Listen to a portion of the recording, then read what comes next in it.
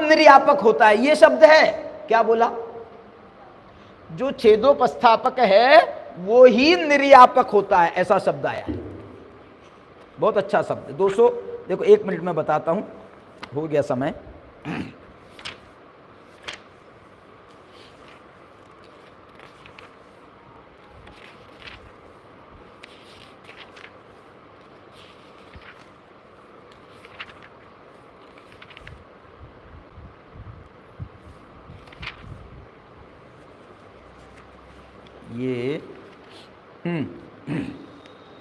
ये आगे है, 210 है, 210 है प्रवचन सार में। ये कह रहे हैं लिंग गहने तेसिम गुरुति पवज्ज दायगो होती। लिंग, ये गाथा है, ये प्योर गाथा। इस गाथा के आश्रय से जो अभी ये विद्यासागर जी ने अपनी वो करी है ना, ये पूरा उसका मूल ये है गाथा।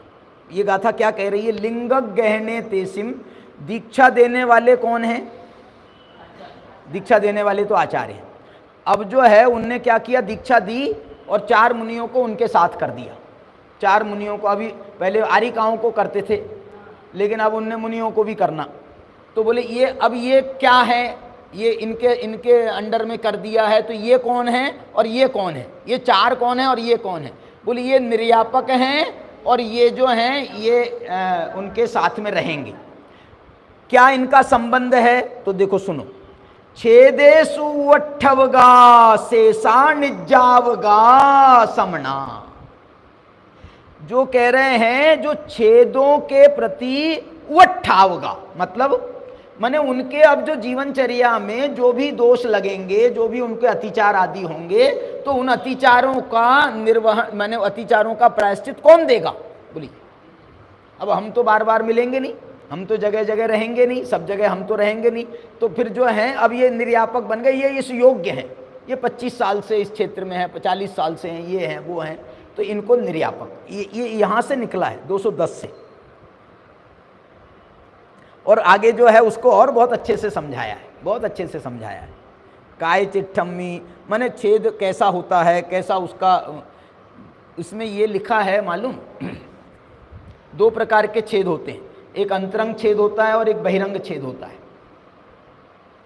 तो वो ये कह रहे हैं कि बहिरंग छेद हो जाए ना, बहिरंग कोई दोष आदि लग जाए, तो तुमको जो है ना कोई किसी के पास जाने की ज़रूरत नहीं है। बहिरंग छेद हो जाए तो नहीं जाने की ज़रूरत है, हाँ नहीं है, तो फिर उनके पास कब जाएंगे, जब अंतरंग छेद होगा। अंतरंग छेद का मतलब क्या है बताओ। बहिरंग छेद का मतलब कोई जीव की हिंसा हो जाए, कुछ हो जाए, कुछ हो जाए, तो तुम खुद भी अपने आप अपना प्रायश्चित ले लेना, कोई बात नहीं है।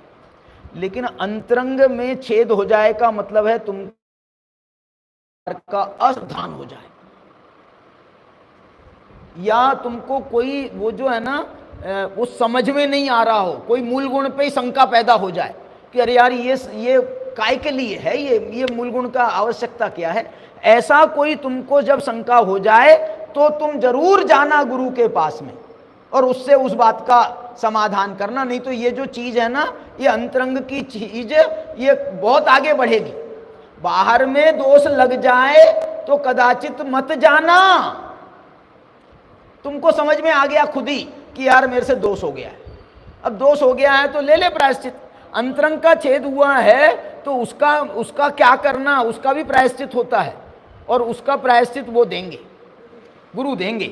और प्रायश्चित क्या देंगे मालूम, ऐसा प्रायश्चित नहीं देंगे। तुम समय सार पढ़ो, तुम प्रवचन सार का जो चरणान योग चूलिका है ना, उसको अच्छे से पढ़ो, मूलाचार का गहराई से अध्ययन करो।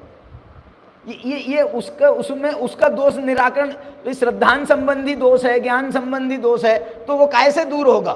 तू 4 उपवास कर, इससे थोड़ी दूर होगा।